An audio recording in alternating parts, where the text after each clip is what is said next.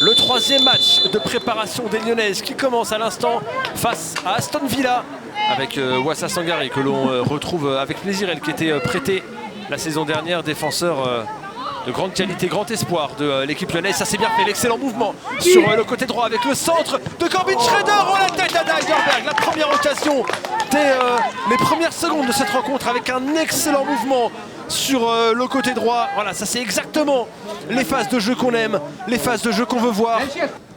Et Yurola pour un ballon enveloppé qui va arriver second poteau, assez mal relancé, attention, ça peut peut-être profiter. Ayou Lebrand qui va frapper. C'est parti, le pied droit de Ayou Lebrand, c'est frappé, c'est Elman Elague qui était toute proche de récupérer. Finalement, Damaris Yurola ne trouve pas le cadre sur sa reprise.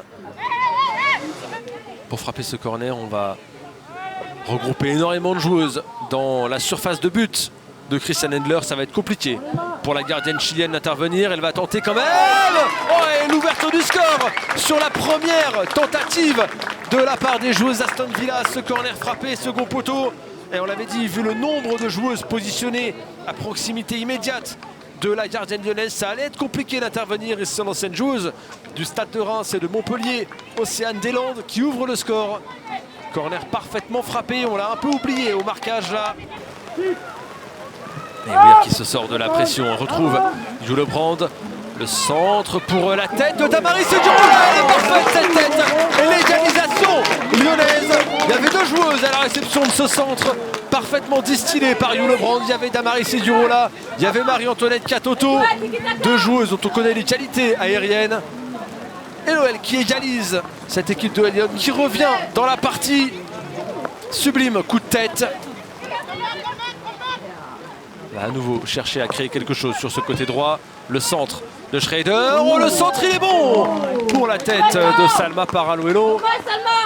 Ballon qui va échouer au pied du poteau, pas du bon côté en ce qui concerne les Lyonnaises.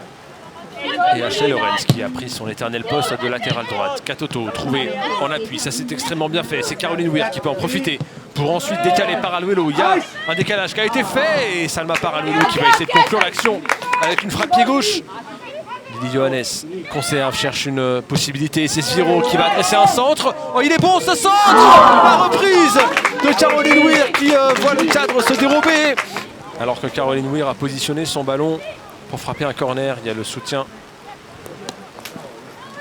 de Lily Johannes. C'est parti pour le pied gauche de Caroline Weir. C'est extrêmement bien frappé. Et c'est sur la tête de Marie-Antoinette Katoto. Ah, décidément, les buts viennent des corners. Aujourd'hui, il était déposé sur la tête de l'internationale française, celui-ci. On avait un doute sur le premier corner. Est-ce que c'était Damaris Yurola? Est-ce que c'était Marie-Antoinette Katoto? Cette fois-ci, il n'y a aucun doute à avoir. Il est fort à parier qu'elle va tenter sa chance, à moins qu'elle décide finalement de trouver une coéquipière. Caroline Weir a placé son ballon, elle va finalement frapper directement. C'est renvoyé et Marie-Antoinette Katoto vient entériner peut-être le succès lyonnais avec ce troisième but. Elle a bien suivi, le coup franc était bien frappé. Il est renvoyé par la gardienne, mais derrière il y a la buteuse Marie-Antoinette Katoto avec Anna Patten. Oh, attention, le drapeau ne se lève pas sur cette transmission. Et Christiane Hendler qui va devoir s'employer une fois puis deux.